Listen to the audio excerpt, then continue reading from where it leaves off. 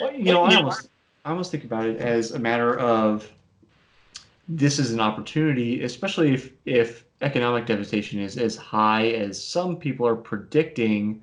And people are throwing the R word around. Some people are throwing the D word around. I won't quite say it just yet. Um, but because we don't know how many people will get hired back as things kind of subside, that's going to be a large factor Right. in how many businesses will go out of business.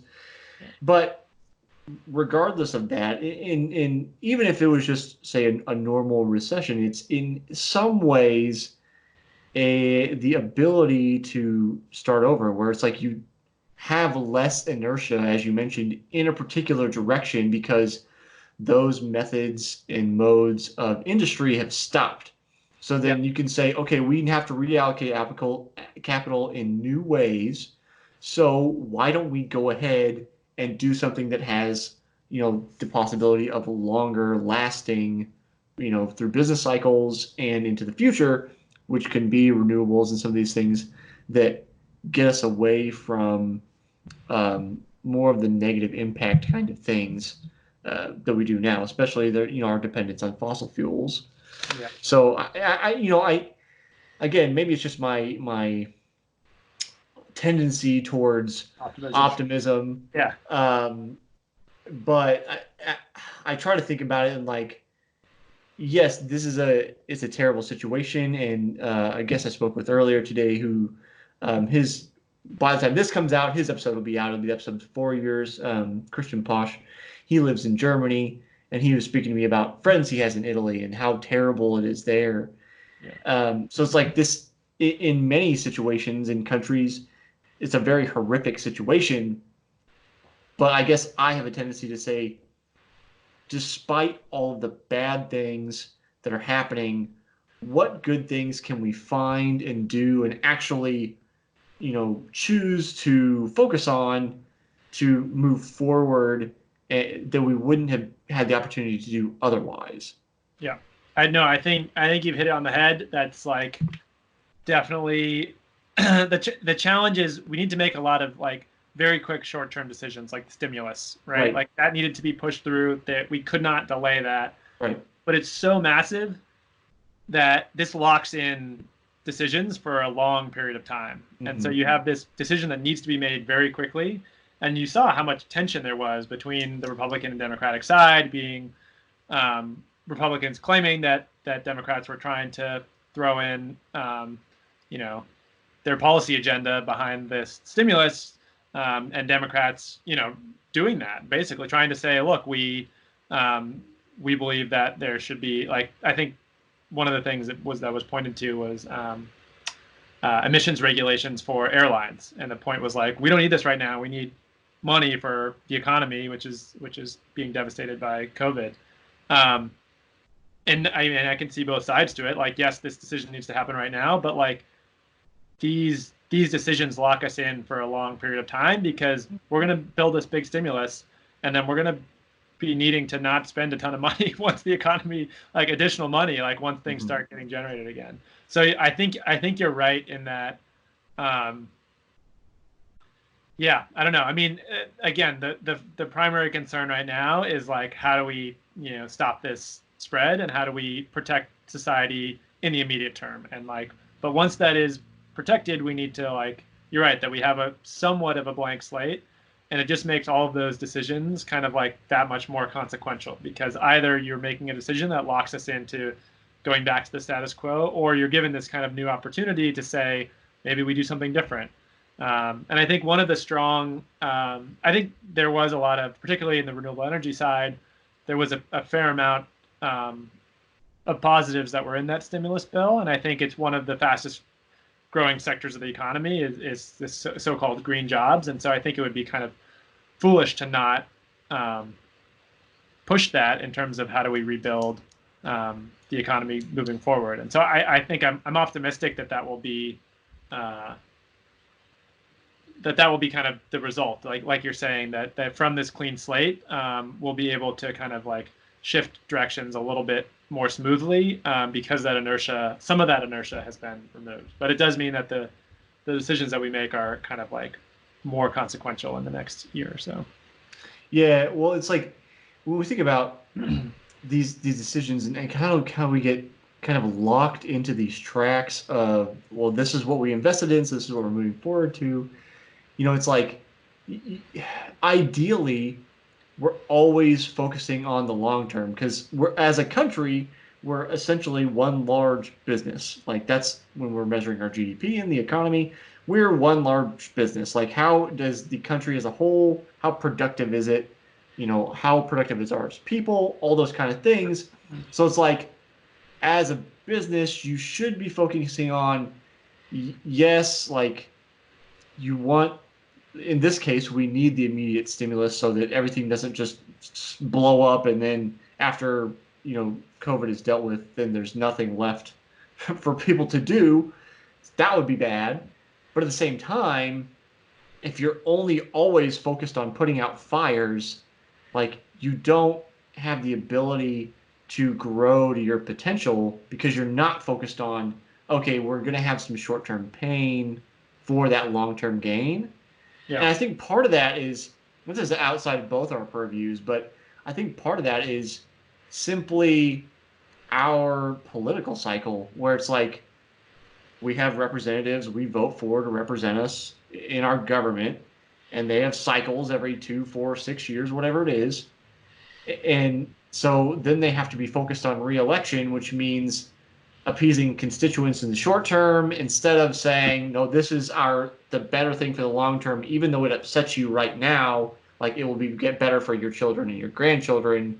Like I think because of that societal constraint of, essentially our governmental system and our electoral system, that sometimes derails us from making those investments. Yep. I definitely have kind of had similar thoughts Yeah. along the way, and it's challenging because there's no perfect government out there, but this Yeah. the democratic system seems to work pretty well in general, but Right. there's this like challenge of like how do you value long-term decisions, and it's pretty hard given the incentive structure that's out there right now. Yeah. uh, I think it makes sense to categorize the country as one large business. I think there are a lot of other ways to categorize, Right. think about it, and I think, I mean, Well, I it's a matter of like only if you're because a I hammer, you see a nail. Like I do business, so that's yeah, just yeah, no, totally. But I bring that up only because I think that um, is a common way to see it, and is not necessarily always in line with, like, again, improving societal welfare. right. Um, uh, and so it's a lot. It's not mine, but it's a lot of people's job in the academic world and in the economic world to think about how do we value equality or inequality, and if the whole country is growing, if the GDP is growing, what does that mean? Are people Mm-hmm. living better lives, more fulfilling lives? Is there more equality? How's the healthcare system like? What are people kind of like? What is the overall welfare that people are experiencing in the society? And I think it's often kind of like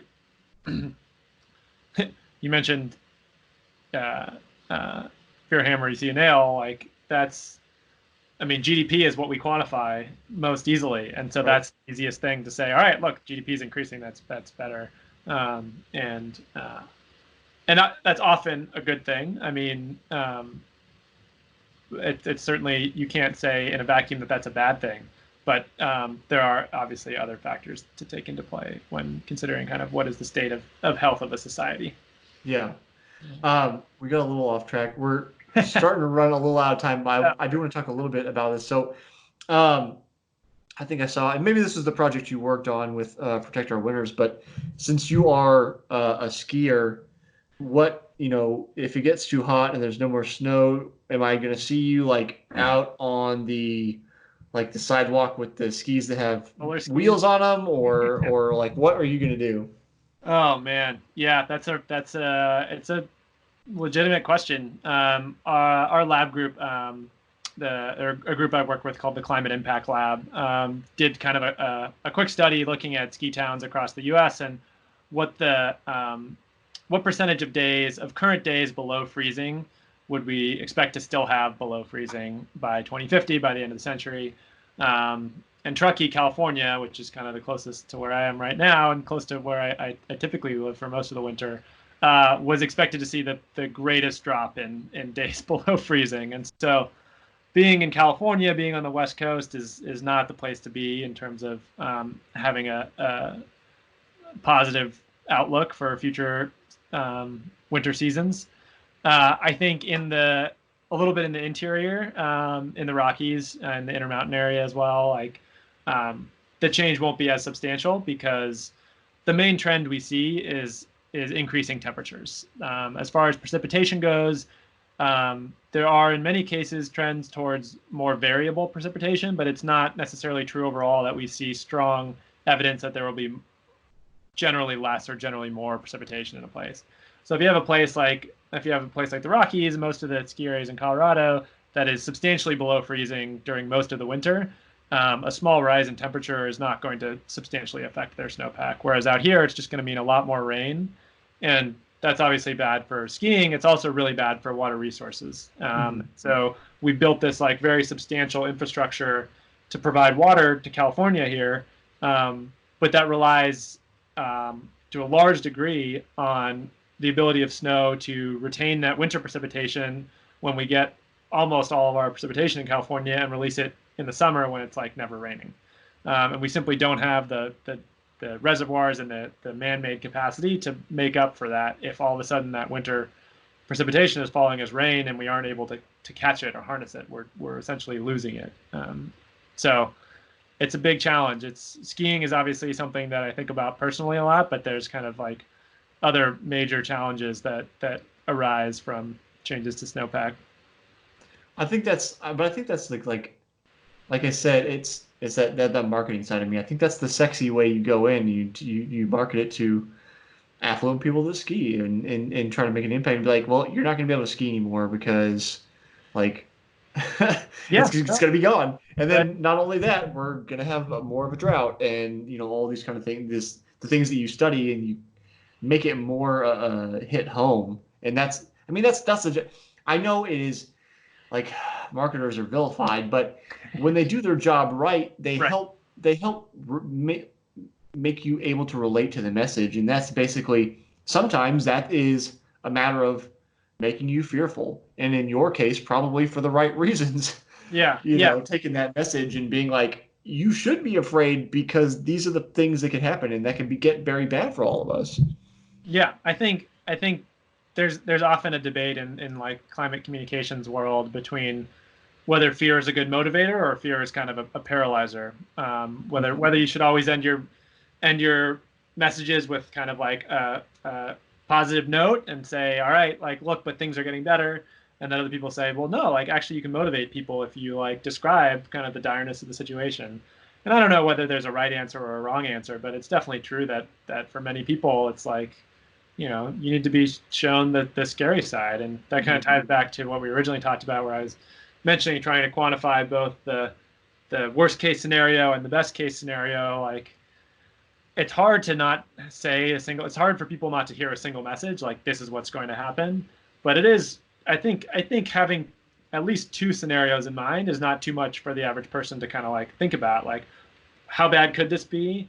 What are the opportunities for benefit? And so I think both of those, kind of a two-pronged approach where you're presenting both the scary stuff and the like opportunities, really helps people see kind of what impact their actions can have to kind of make that worst case scenario less likely and the best case scenario a little more likely.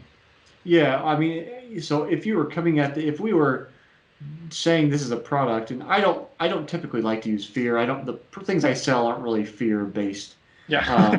Like home security is fear based. There's some fear there when you're selling home security system. But so if we were productizing climate change, basically what you would do, this very simple version is you would talk to your customer, or which is all of society, all the humans on the planet, Yep. and you would make them fearful of the things that could be, that go wrong and happen because of the things that we're doing, and then you would end your talk and say, but here's the things that we can do, and this is what you should go do. Yeah. And end with it. It's called a call to action. When you're Yep. like, here's all the things, here's what you should go do about it. And so I'm a believer, at least in some cases, that fear is a proper motivator, because I think, generally speaking, it's easier for us to focus on negative things than positive things. Just look at the news cycle. Yeah, totally.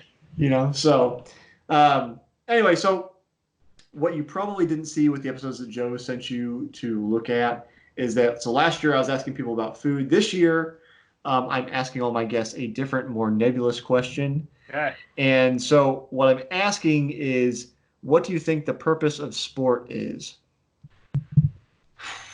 What is the purpose of sport? That is a great question. The first thing that comes to mind is kind of twofold. One is to help inspire people to understand kind of like the challenges that life brings and the benefits of persevering through those challenges. I think everybody likes the story of an underdog in sports. Mm-hmm. Everybody likes to see the struggles that somebody went through and then ultimately wind up as a champion. Mm-hmm. Everybody hates the Yankees, right? They always win. Apologies if you're from New York. But everybody hated the Warriors for 3 years. So like, I think the stories that we gravitate to in sports are those that show us the value of perseverance and show us how hard it can be to actually like do something meaningful and impactful and kind of like overcome those challenges. And I think the second, at least what I have gained out of sports, so I do a lot of skiing now, which is in some ways an individual sport. I ski raced in up through high school, and that was certainly individual, but we trained as a team, we traveled as a team. I played baseball in college, and the team part of sports is something that has always drawn me in. And even in backcountry skiing, it's incredibly, it's a small team, but it's people that you're relying on to save your life if need be and to make smart decisions. And so I think in that case, at least some sports and a lot of the team-oriented ones or the kind of like partnership-oriented ones, climbing I'd throw in there as well, help us understand like what it means to like how you get to a point at which the sum is bigger than the parts, sum is better than the parts. I'm not choosing the right words here, but it's how do you Gestalt principle? Yeah. Like how do you cooperate with people, and what does it mean to like? It teaches us that relying on other people is not a bad thing. It's it lets you achieve much greater outcomes than if you try to go at it alone. And that's something that honestly, like I don't think about every day, but I try to take into the academic world a lot with me, because there's so much individualism in like doing the research that's in your lane that you're most familiar with, and it's really challenging to collaborate across disciplines. A lot of the work that I do and that our lab does is working across disciplines, and there's so much challenge that comes from it, but we see examples of when it's worked really well and the impact that it's had. And it's kind of the same thing with sports. You see examples of when all this hard work pays off, and that motivates you and to say, all right, maybe I can work a little harder. Like I see the benefits at the end of the day. I see this person succeeding. And so anyways, long-winded answer, but maybe a little cheesy, but that's what it's fine. It's sometimes I like to think about, again, this goes back to maybe my optimism, but sometimes I like to think about, we think about ourselves as individuals, but sometimes I like to think about humans as a superorganism, where it's like you said, when we work together, we achieve much greater things than if we were all working individually in different directions. And like you said, the Gestalt principle being I'm going to mess up the saying again. Now I'm mess, but the whole is greater than the sum of its parts. There you go. That was what I was looking for. Yeah. Well, sorry, Dr. Pat. I'm sure she'll be like, I taught you this. My other undergrad major was psychology, so okay, gotcha. But so yeah, I like to think about it that way, just because it's, again, maybe it's like I said, tends towards that optimism where it's like we can achieve great things when we put our minds together and collectively work towards a common goal. It's just kind of my desire to believe in the human spirit. So Yeah. I'll certainly Yeah. agree with you there. What have you given answers to this question yet? No, I have not given an answer to this question yet. We will see. I guess I'll say the purpose of my asking this question is my intention is to hopefully, I'm a busy guy, so we'll see how my follow through here. Hopefully collate everybody's answers, and I'll get back in touch with everybody at the end of the year, and then package it all together and write a book around the subject. Okay, cool. Yeah. So my answer will certainly be within Yeah. that context, but I'd like to see kind of what everybody else is talking about, and then that will give me things to dive into. Yeah. That sounds really fascinating. So See that book. yeah. Count me as one potential, customer. Okay. Okay. Yeah, I don't know how. Like I said, it's just an inkling of an idea right now. Yeah. But it's something, and again, a little bit comes back to the marketing side of it, and we'll have to sign off here soon because I'm sure I'm going to get real boring real quick. But it's a matter of like, how do I structure the book so people actually want to read it? Yeah. Yeah. And you can take that topic and do it in different ways. But anyway, Ian, thanks for spending time with me today. I'm hopefully you have better weather where you are in California than here with my like dreary 30 rainy day in Kansas City. So Yeah. Yeah. It's sunny out here, and that's California for you. yeah. All right, man. It was a pleasure. Yeah. Thanks so much for giving me the opportunity to chat with you. Absolutely. Take care. All right. Bye.